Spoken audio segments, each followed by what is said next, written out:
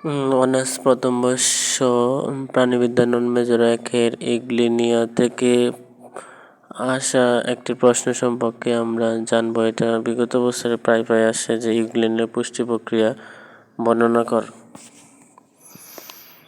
তো ইউগ্লিনের পুষ্টি প্রক্রিয়াকে মিক্সোট্রফিক পুষ্টি বলা হয়, কারণ এরা হচ্ছে হেলোট্রফিক এবং সাইপোট্রফিক উভয় পদ্ধতির মাধ্যমে জীবন ধারণ করে। হেলোফাইটিক পুষ্টি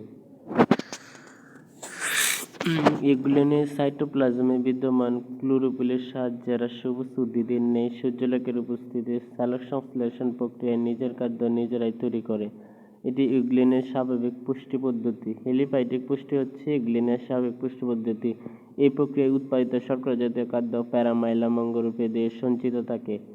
2 হচ্ছে সেপ্রোফাইটিক পুষ্টি। সূর্যালোকের অনুপস্থিতিতে ইউগ্লিনিয়া পানিতে দ্রবীভূত পচনশীল জৈব পদার্থ থেকে খাদ্যরস দেহতলের মাধ্যমে ব্যাপন প্রক্রিয়ায় শোষণ করে। এ ধরনের পুষ্টি পদ্ধতিকে সেপ্রোফাইটিক পুষ্টি বলা হয়। হেলিফাইটিক হচ্ছে ক্লোরোফিলের সাহায্যে পুষ্টি প্রক্রিয়া আছে। সেপ্রোফাইটিক হচ্ছে ক্লোরোফিলের অনুপস্থিতি অর্থাৎ সূর্যালোকের অনুপস্থিতি ক্লোরোফিল ছাড়া। অনেকে মনে করেন ইউগ্লিনের দেহকোষে বিদ্যমান রিজার্ভারের মাধ্যমে এরা পিনোসাইটোসিস পদ্ধতিতে আমিষ জাতীয় পদার্থ সহ বড় আকারের খাদ্যবস্তু গ্রহণ করে থাকে।